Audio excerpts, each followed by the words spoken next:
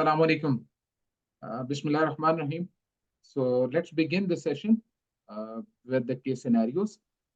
So Dr. Usman,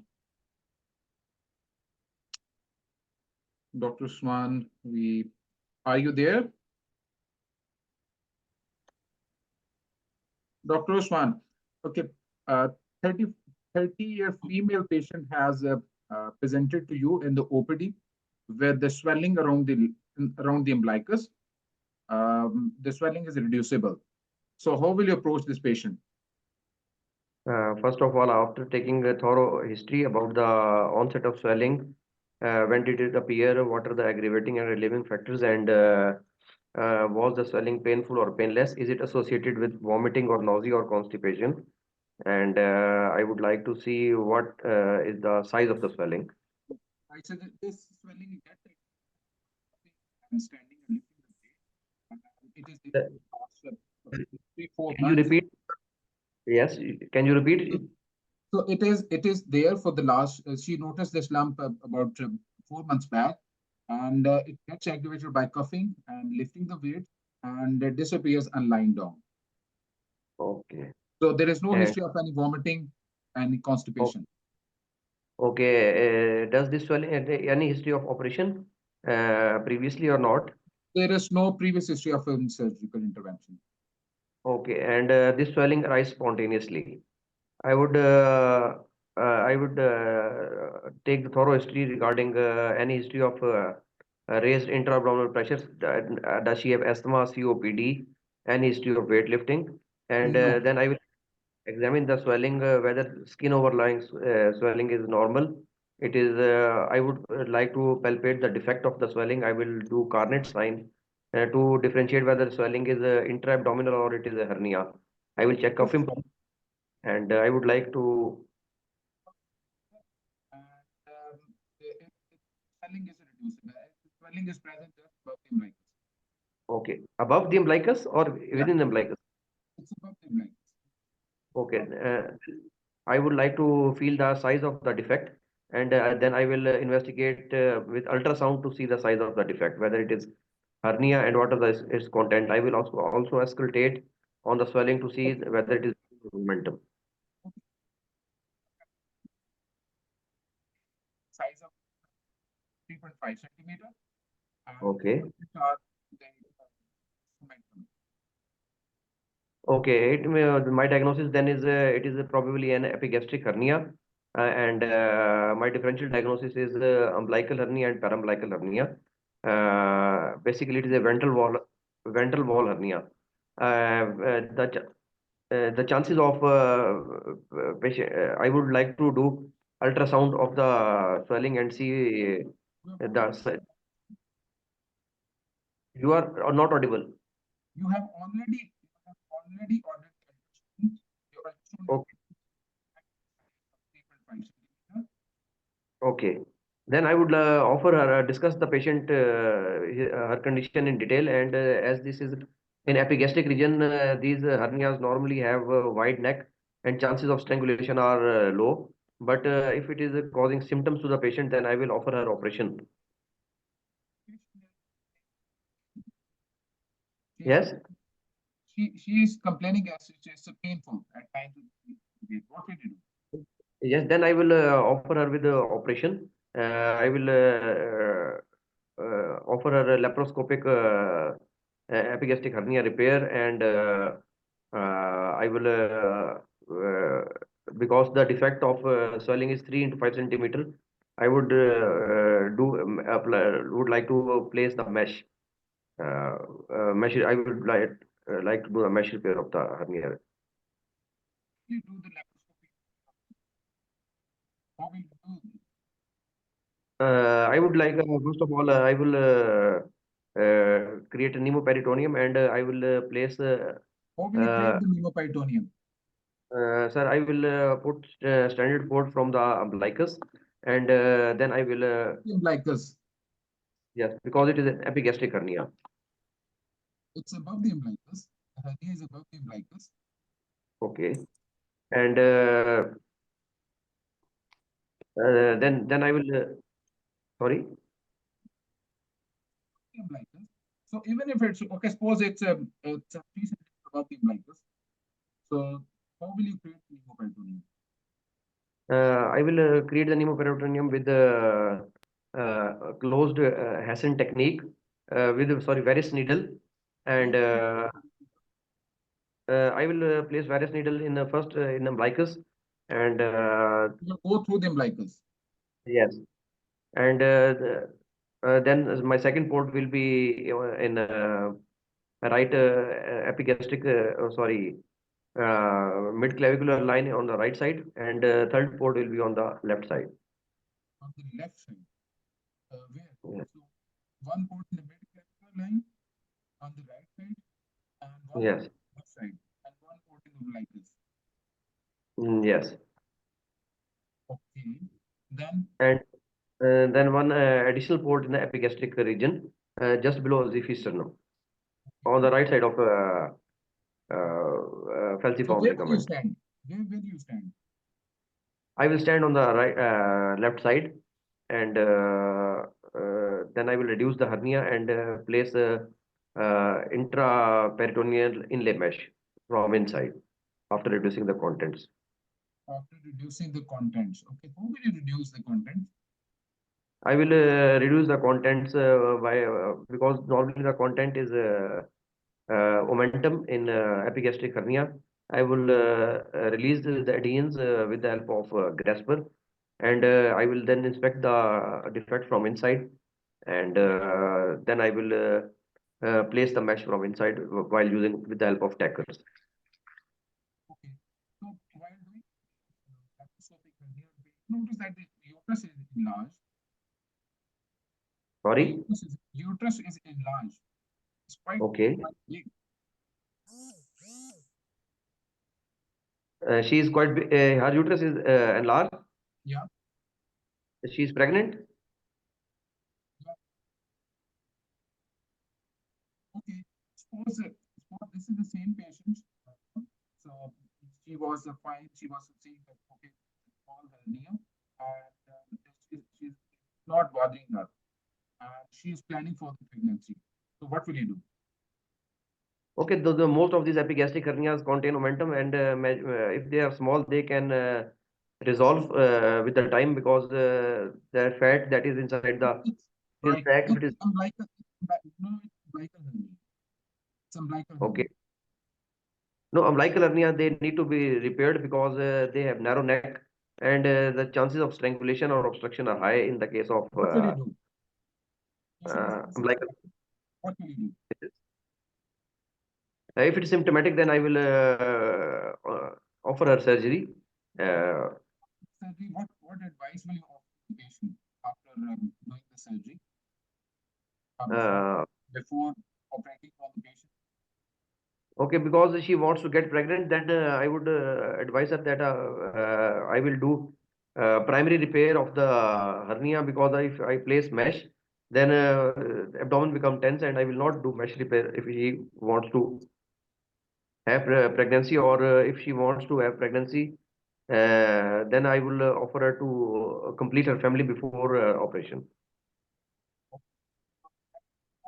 you will not repair the hernia?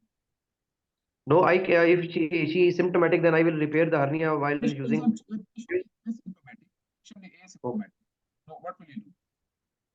I would like to prefer, if the hernia is small, then I would like to prefer Meo's repair technique. I will repair the hernia by using Meo's technique instead of placing mesh.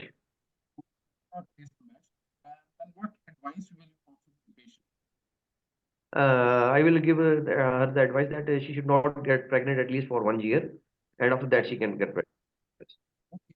Okay. Suppose the patient she was not willing for surgery, and she becomes pregnant, and during the pregnancy, patient reports back to you with the lump, and she's symptomatic. She's completely painful. And Your what will you do? voice, your voice is correct. Okay. So if the patient is not willing for the surgery, and meanwhile the patient becomes pregnant, and she comes to you during the during the pregnancy and report that it's causing pain, then what will you do?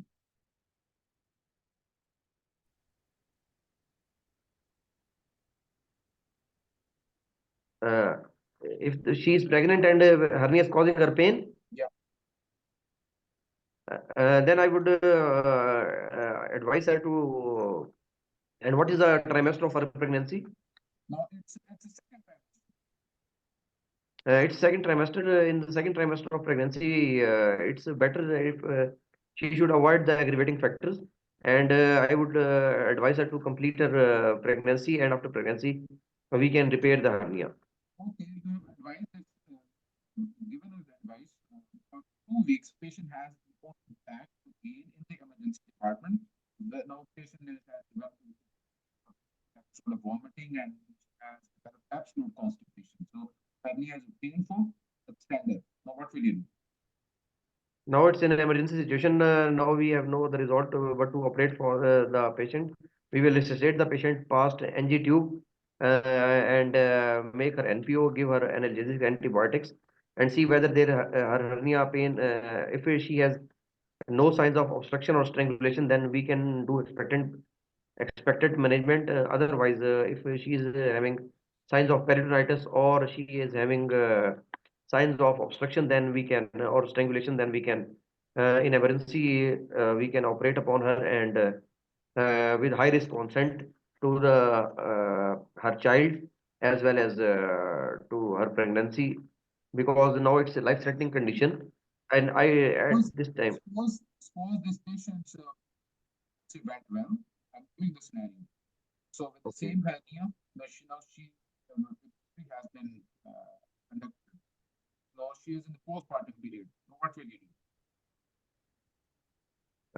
In the postpartum period, if the hernia is asymptomatic, there is no obstruction or strangulation.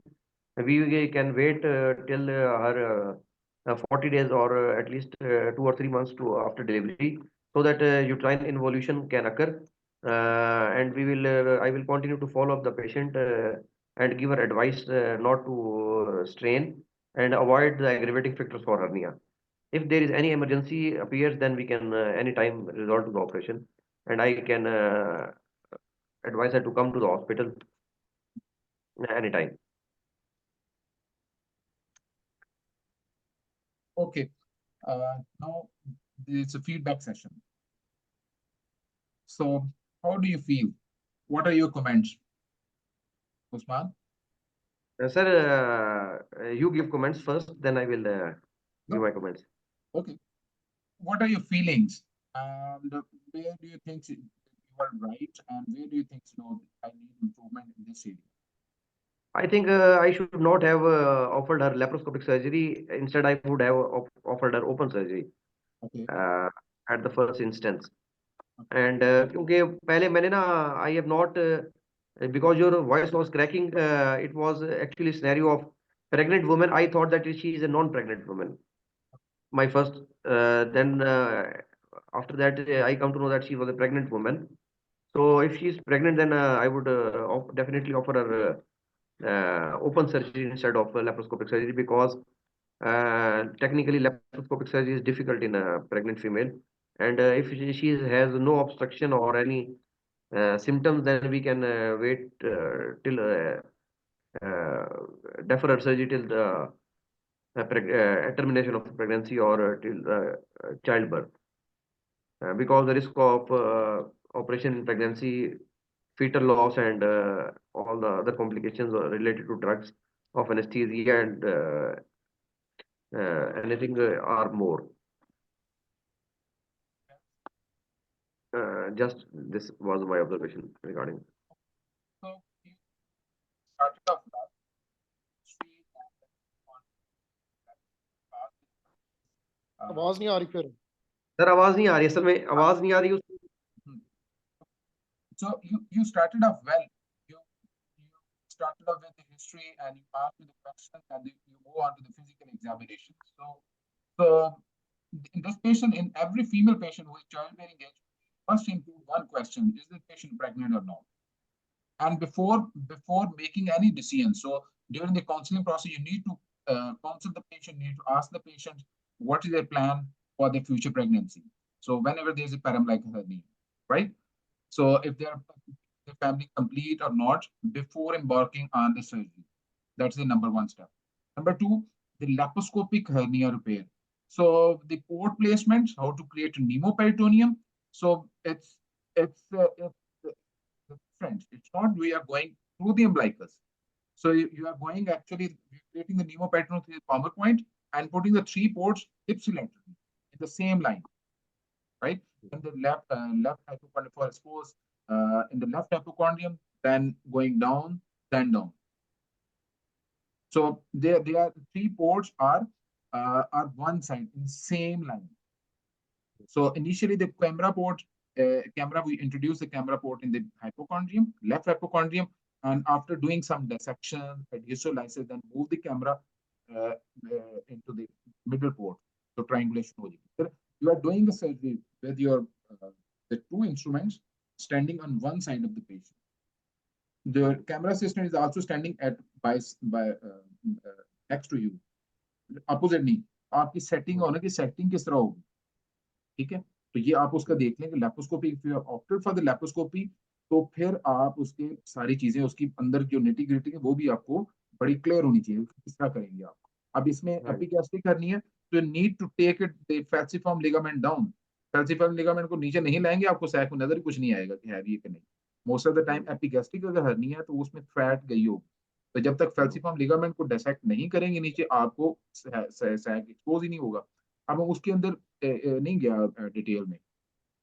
तो ये अगर laparoscopy option दी है आपने, तो फिर laparoscopy दी है तो फिर आपको उसकी पूरी डिटेल का पता होना चाहिए. You are doing a laparoscopy, अगर मैंने कहा आप क्या करेंगे, तो if you are doing a laparoscopy फिर बोले laparoscopy. If you are not doing laparoscopy then you can opt for the open. और फिर दूसरे लेप्रोस्कोपी के what are the indications of laparoscopy.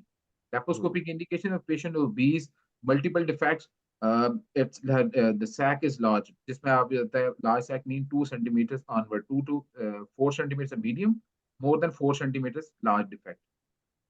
तो जो 2 to 4 centimeter है, इसमें दोनों ही ओपन लैब, उसमें कोई इतना वो नहीं है, कोई भी आप कर सकते, depend upon surgeon and patient, आपकी जो चॉइसेस है उसके ऊपर रखते. तो बाकी मैं आपको एल्गोरिदम दिखाता हूँ इसका जो ना. I am going to share the screen.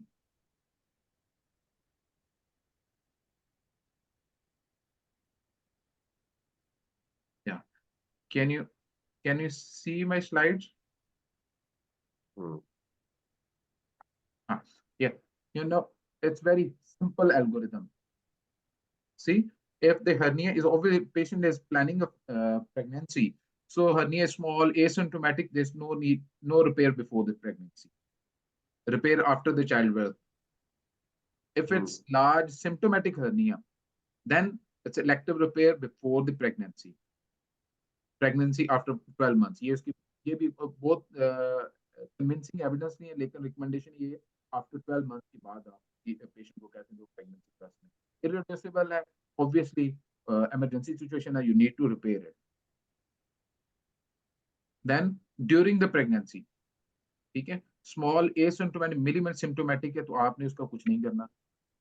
irreversible है तो एज ए इमरजेंसी केस आपने करना है. अब प्रेगनेंसी के अंदर ये होता है कि जो अब सेकंड ट्राइमेस्टर बेस्ट टाइम जिसमें आप उसको रिपेयर करते हैं, और एट टाइम अगर यूट्रस पे है इसमें कोई मोर्टेलिटी फीटल लॉस का या बाकी कोई रिस्क नहीं है, ठीक है. बाकी होते हैं ना जो सर्जरी करते हैं उसमें फीटल लॉस होने का, तो इसमें कोई वो नहीं कहते हैं कि प्रेगनेंसी के अंदर हर्निया भी ऑपरेट करते हैं तो फीटल डिमाइस का या बाकी कोई इतना खास कोई रिस्क नहीं है, ठीक है. और बाकी इंटेस्टाइन तो वैसे पुश ऊपर चली गई होती है, सामने तो यूट्रस होती है. और large symptomatic hernia again elective repair in the second trimester या रिपेयर आफ्टर द चाइल्ड, ठीक है. तो ये है. अब उसमें भी होता है कि आप जो डिलीवरी हुई है सिजेरियन और सिजेरियन के साथ कंबाइन करेंगे कि नहीं करेंगे इसको रिपेयर को.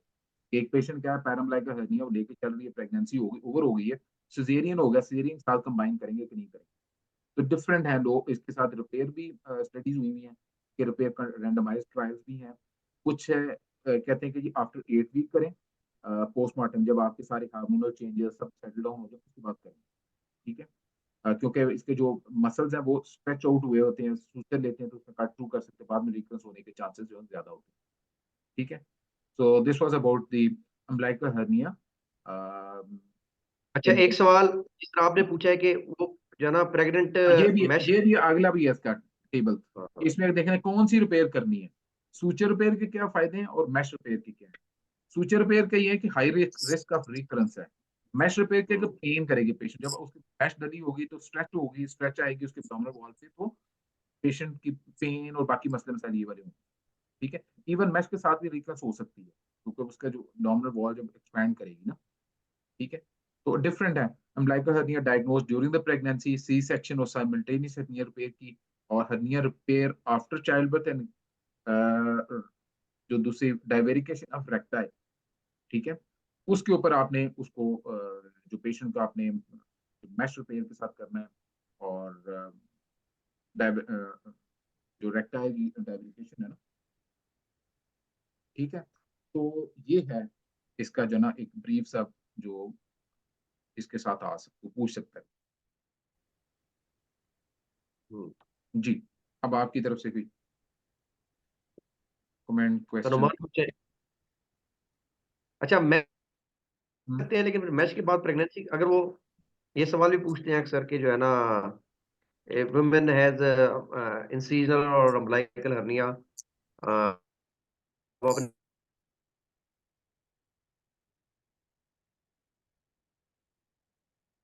क्योंकि अगर आपने पूरी मैश रिपेयर कर दी है एब्डोमेन की, तो एब्डोमेन में उस तरह डिस्टेंशन नहीं रहती, एब्डोमेन हार्ड हो जाता है। तो प्रेगनेंसी अगर वो चाहती है तो फिर क्या करें, मैश रिपेयर ना करें?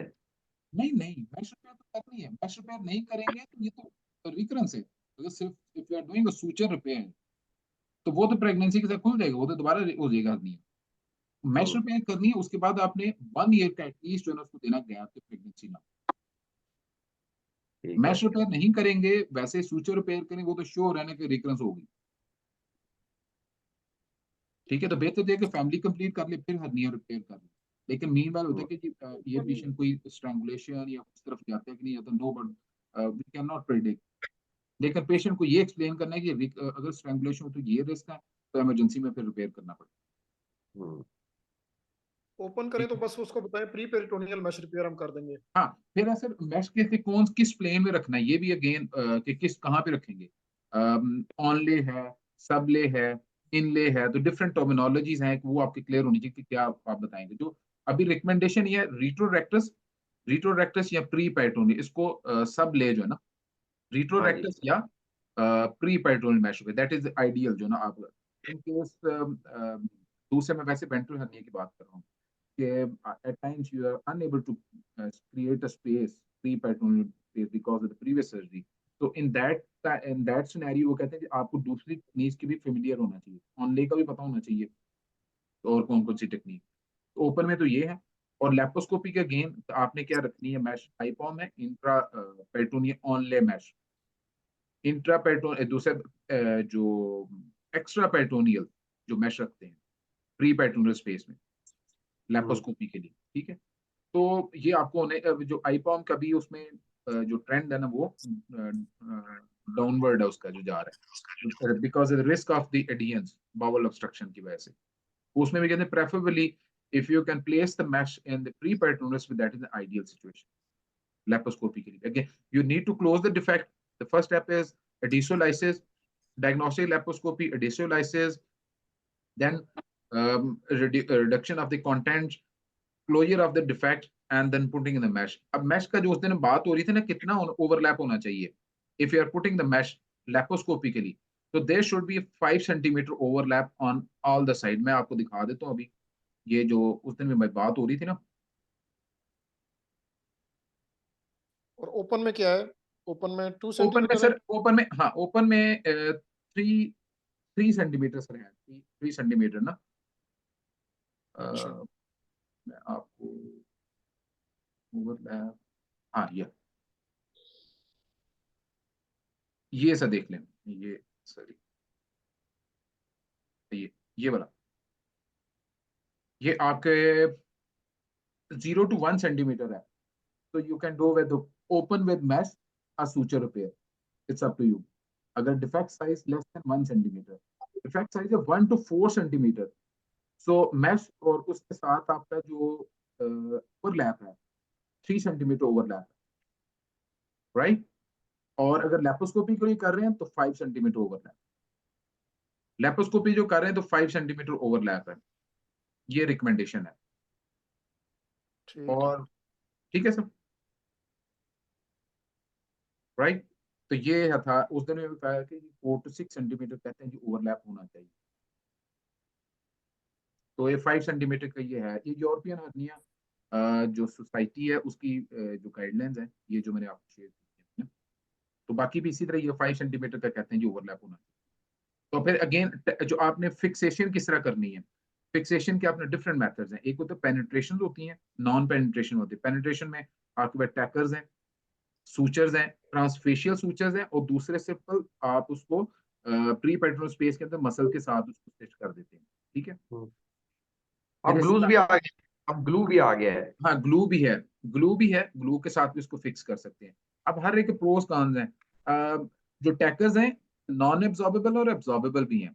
एब्जॉर्बेबल इसलिए लिखे हैं, बाद में क्रोनिक पेन के वो मसले मसाइल थे। अब कहते हैं absorbable, if you are using absorbable tackers even then you can do do nerve injury. Nerve injury हो तो फिर भी उसके न्यूरोलॉजिक पेन जो ना फिर भी पेशेंट को होती रहती है। ठीक है। ट्रांसफेशियल सूचर लगाते हैं तो उसके अंदर इंटरकोस्टल जो नर्व्स हैं वो आ सकती हैं, मसल का इस्कीमिया हो सकता है। तो लेकिन ये है कि आपने उसको टैग करना है तो कितना उसके होना चाहिए। तो कॉम्बिनेशन ऑफ मेथड जो ना बेस्ट मेथड है। सिंपल अगर टैग करते हैं तो टैग अगर निकल गया तो हर्निया दोबारा होने के चांसेस हैं। एक इनर क्राउनिंग, एक आउटर क्राउनिंग। आपने टैग का जो इंटर जो टैग डिस्टेंस है वो 1 सेंटीमीटर होना चाहिए, और सूचर जो है ना जो फिक्स करना वो 5 सेंटीमीटर के डिस्टेंस के ऊपर आपने उसको सूचर जो ना लगाने। तो कॉम्बिनेशन ऑफ मेथड जो ना कहते हैं वो बेस्ट है वे है। फिर अगेन फिर आप मैशेस की आ जाती है कि मैशेस कौन सी वाली यूज करेंगे, कि कौन सी वाली मैश डालेंगे। अब लेप्रोस्कोपी रख रहे हैं, कौन सी वाली मैश रखेंगे। जैसे हम उस दिन शेयर भी किया था उसके ऊपर ना, तो उसमें डिफरेंट है जो कंपोजिट मैशेस हैं।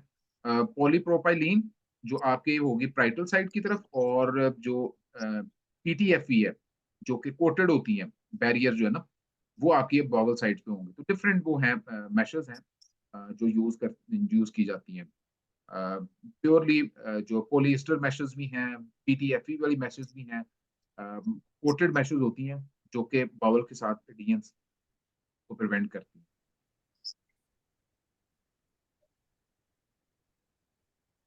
तो ये हो गया चलो हर्निया यार, का। ठीक है। ठीक है सर। तो चलें, अब नेक्स्ट मैं कैंडिडेट बन जाता हूँ। अब सर सर सवाल पूछे आप। चलो सर मैं मैं बन जाता जल्दी हूँ जल्दी कैंडिडेट। हम्म। मैं पूछूं फिर। हाँ पूछ लें, आप पूछ लें, उस्मान पूछ ले, जिसने पूछना, मैं बन जाता हूँ कैंडिडेट। चल उस्मान, तू पूछता है तो पूछ ले। सर मैं पूछूं। ओके हाँ स्टार्ट। ठीक है, पूछ। Now Dr. Shafkat, you have a 70 years old male presented to you with acute onset of abdominal pain along with nausea and vomiting, and he is having symptoms of on and off alternate bowel habits for last 1 year. Now he has presented with abdominal pain, distension, vomiting, and he has been hypertensive, taking antihypertensive drugs, and he is in uh, his vital signs are his blood pressure is 170 beats per minute, and his pulse is 100 beats per minute. How would you proceed with this case? So the information which you have been provided, so based upon this information, more likely the patient has developed a bowel obstruction. I'm suspecting because of the alto bowel habit. I'm suspecting a malignancy in this patient. So I will start off with the history, uh, um, specifically asking the further questions. What the duration of the symptoms? There's 1 year. Is there any sense of incomplete evacuation? And So he does not have any symptoms of bowel obstruction previously. He has no sense of incomplete evacuation. He has been taking, he is known case of arthritis. He has been taking painkillers for his arthritis, and no other altered bowel habits previously. okay, no complete alto bowel habit. Then where I focus on is presented with pain, vomiting, and the constipation. So I'll ask for the duration of the symptoms, specifically the pain, vomiting, and the abdominal distension. Is it absolute constipation? Is relative constipation? And what are the associated features as well? In addition to the antihypertensive drugs, is he taking any other medications apart from the NSAIDs?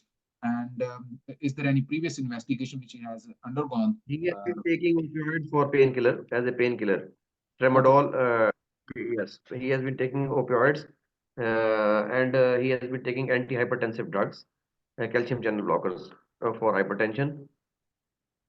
Okay, calcium channel blocker as well.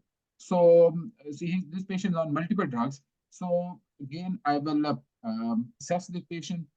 As the pulses, you have mentioned it's 100, blood pressure is 100 millimeter of mercury. So, is the patient running fever or not? And then see whether the patient dehydrated. Yes, he is Then move dehydrated. on. Yeah, He is dehydrated. he is dehydrated. So then I will move on to the abdominal examiner to see what is the extent of the abdominal distension. Is there any localized tenderness, guarding, or rigidity? Then I will percuss the abdomen and auscultate for the bowel sound. On percussion, abdomen is tympanic and bowel sounds are sluggish. Bowel sounds are sluggish. It's tympanic and abdomen is distended. So where is it distension central or in the flanks or more prominent? Central. It's a central abdominal distension. Is it when did the patient pass the flatus? I will ask the question from the patient. He passed letters for 3 days before. 3 days ago, so it's absolute constipation. Then I will move on to the digital rectal examination, followed by the Digital examination reveals no hard stools in the bowel. no hard rules. Okay, I will admit this patient. So after the history and examination, admit the patient and start off I will counsel the patient and start with the IV fluids and put in the NG and the Foley's catheter. Give him the analgesics, and meanwhile I will request for the X-ray of the chest and the abdomen, plain X-ray. Okay, X-ray reveals grossly descended colon Okay. and small intestine as well. And chest X-ray is normal. There is no signs of pneumoperitoneum. So is there any gas is present within the rectum or not? Yes, gas is present in the rectum. Gas is present in the rectum. So I will order the lab investigation to complete blood CBC along with the renal function test, electrolytes, and Renal function test renal reveals function renal function test reveals that he has uremia and he has hypokalemia as well. hypokalemia. Okay, so then this patient has the moving to. So I will start with resuscitation, try to correct his electrolyte imbalances, and most likely the patient will require the admission in the ICU as well. So after this X-ray, and I would be concerned about to differentiate between it's a pseudo obstruction or it's a mechanical obstruction. So my next step would be to have. How do you differentiate between pseudo obstruction and mechanical obstruction? So I would discuss with the radiologist and I will arrange the contrast and CT scan of the abdomen and pelvis with the IV and with the rectal contrast because it is urea is already high. So only the rectal contrast. So in order to differentiate whether there are many mechanical obstruction in this patient. Mechanical obstruction, there is no tumor, no band, no cutoff line, and radiologist say that CT scan of abdomen is absolutely fine. There is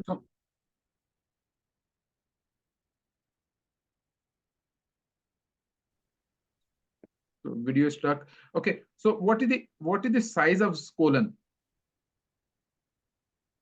cecum is 12 centimeter. It's 12 centimeters, markedly. So in this patient, so I would like to see whether there any tenderness in the right fossa or not. Yes, there is mild tenderness. There is mild tenderness. Okay, I will start off with this with the IV, antibiotics. We have already started with electrolyte correction, and I will be concerned about is a cecal diameter. So the next step would be putting at the flatus tube and arranging for the there's a colonoscopy for this patient, and we will discuss with the gastroenterologist. And meanwhile, keep an eye on this tenderness. If it's increasing, then we may have to take the patient to operation theater. Okay, tenderness is continuously increasing. Your conservative measurements failed, and his serum diameter is increased to 14. He is 14. So, yes, he is yeah, dehydrated. His vomiting is not. okay. So then there's a risk of cecal perforation in this patient. There's 14 centimeters are quite it's a hugely dilated. So I will consult the patient and will prepare the patient for the cecostomy in this patient.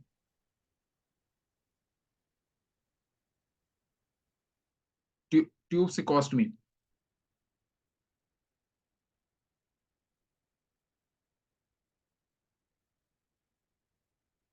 Again, the video is stuck. Hello?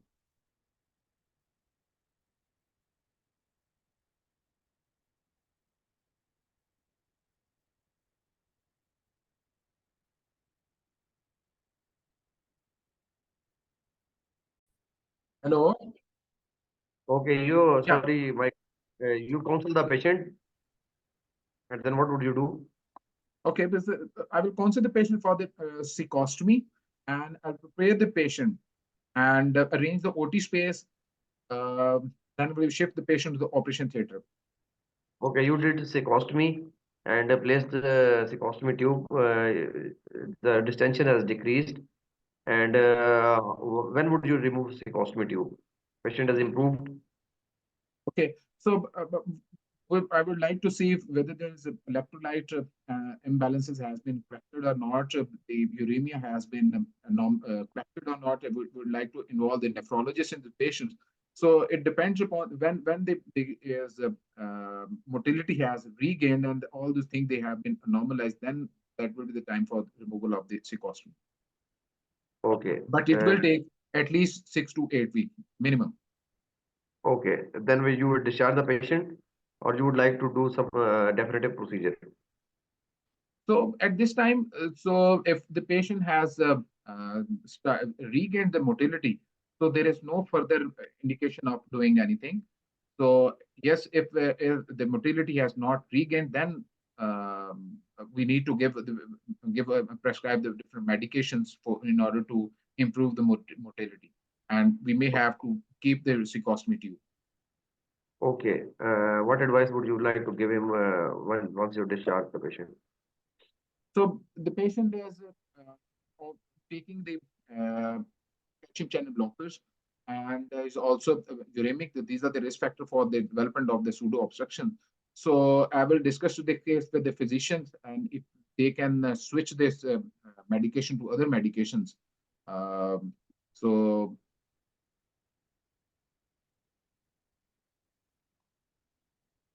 Okay. Thank you very much. now the feedback. Sir, well-defended case. You have started very well. You have identified all the causes, and uh, you started with the causes of obstruction because he was an old male, age male, and chances of carcinoma was very high in this case. But as I told you that I give you two clues regarding that he is hypotensive and he is taking antihypertensive drugs and he is taking opioids. Yeah. And you have rightly picked the clue that he has developed pseudo-obstruction. You can mention also the role of before going for cecostomy, you can give the trial of neostigmine Interesting. Yeah. in this patient. But now I once I asked you what is the size of is there any tenderness in the radial fossa and meanwhile arrange it on the colonoscopy. So that Yes. was the initial step. So if the tenderness is increasing, you put me in the scenario tenderness increasing, the cecal diameter has increased. Now, so more than 10 centimeter and specifically the tenderness, so that becomes the indication of this the intervention. So There if are two it, operative procedures. uh, One is a cecostomy and other is limited colectomy with and ileostomy and yeah. closure of the because cecostomy nowadays it is not a favored procedure preventing cecostomy because chances of recurrence with cecostomy are very high and the better procedure is according to the book that one should do after resuscitating the patient because with cectomy tube placed, the chances of cecal dilatation is again very high. One should do limited resection of colon and uh, after resuscitation and ileostomy to relieve the symptoms and followed by reconstruction. Secondly, Uh, in this page, I had a patient I have managed recently. I managed the same patient. We went through the same algorithm. Ultimately, the patient required. I did not this buccecostomy. I did a sort of colostomy, right-sided, you can say, colostomy. It was very hugely dilated colon. So it was not a tube cecostomy. It was, you can say, it's a cecostomy or ascending colon colostomy, sort of. But the patient did very well. And so we went through a complete algorithm, started off with this colonoscopy, rectal tube placement, and the colonoscopy, then the neostigmine. We repeated the dose of neostigmine for twice. But the patient, we tried to eliminate all the reversible factors, and still the patient was having a persistent problem. So ultimately, we went for this procedure.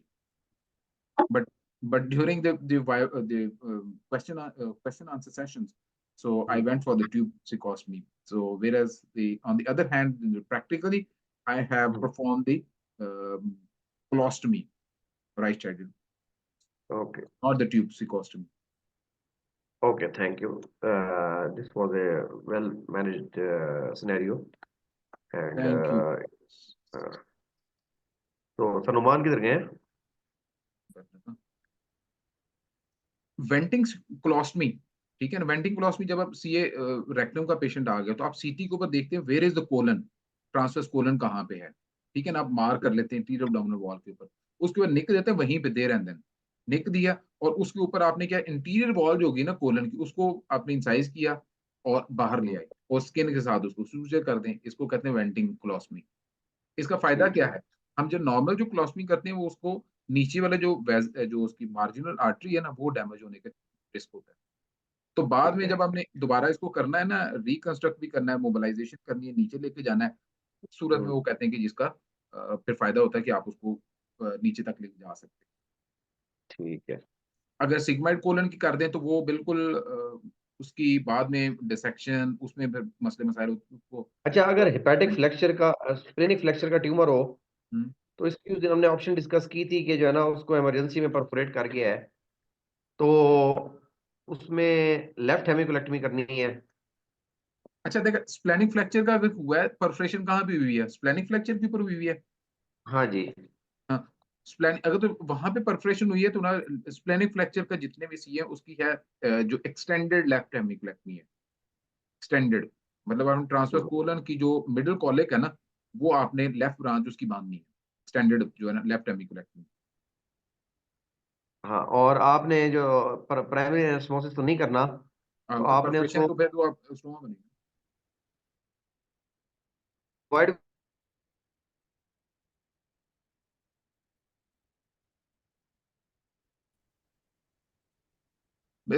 बीच में आवाज cut गई थी, मैं कह रहा हूँ stoma stoma बनेगा ना फिर, अगर परफोरेशन है, कंटेमिनेशन है, वो तो जारी बात है, फिर उसमें प्राइमरी एनास्टोमा। एक्सटेंडेड लेफ्ट हेमिकोलेक्टमी कर दी, और उधर से आपने सिग्मॉइड कोलन का म्यूकस फिस्टुला निकाल देंगे, और उधर से राइट साइड हाँ, को वो और बाहर राइट ले साइड को क्लॉस में निकाल देंगे। बिल्कुल बिल्कुल इसी तरीके।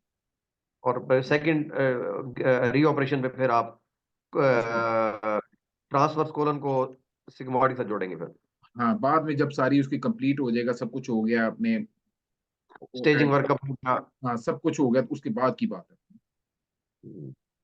ठीक है। अच्छा, ये बताइए, हम्म। ये कोलिक एनास्टोमोसिस भी हो सकता है ना? हाँ, क्यों नहीं हो सकता। हाँ, कोलिक एनास्टोमोसिस मतलब हम्म, राइट ट्रांसवर्स कोलन का नीचे, हाँ रेक्टम के या सिग्मॉइड के साथ। बिल्कुल बिल्कुल। तो आप जो कलेक्टिंग लेफ्ट कलेक्टिंग करेंगे तो आप ऊपर हाँ। के उसको जो मोबिलाइज करके नीचे लेके आएंगे हम्म। ना, सिग्माइड लेकिन कलेक्टिंग करनी है। राइट कोलन जो है ना, वो तो बिल्कुल राइट पे पड़ी, फिर वो अक्रॉस द वो आ वो जाती हो है जाएगी, पूरे। तो मोबिलाइज हो जाएगी ना। देखिए उसको पूरा का मोबिलाइज करेंगे तो वो नीचे आ जाएगी। हेपेटिक फ्लैक्चर को मोबिलाइज करेंगे पेडिक फ्रैक्चर मोबिलाइज राइट साइड से मोबिलाइज करना पड़ेगा, तो वो फिर आपके नीचे आ गई। तो वो नीचे आ जाएगी। ठीक है। बिल्कुल। तो ठीक है फिर, मेरे ख्याल इसको फिर हम अभी स्टॉप करते हैं इसको, तो कल फिर इंशाल्लाह जना, कल फिर हम उसी तरह टॉपिक वाइज फिर भी चलेंगे। ठीक है, ओके। तो चलें, थैंक यू भाई, थैंक यू सो मच।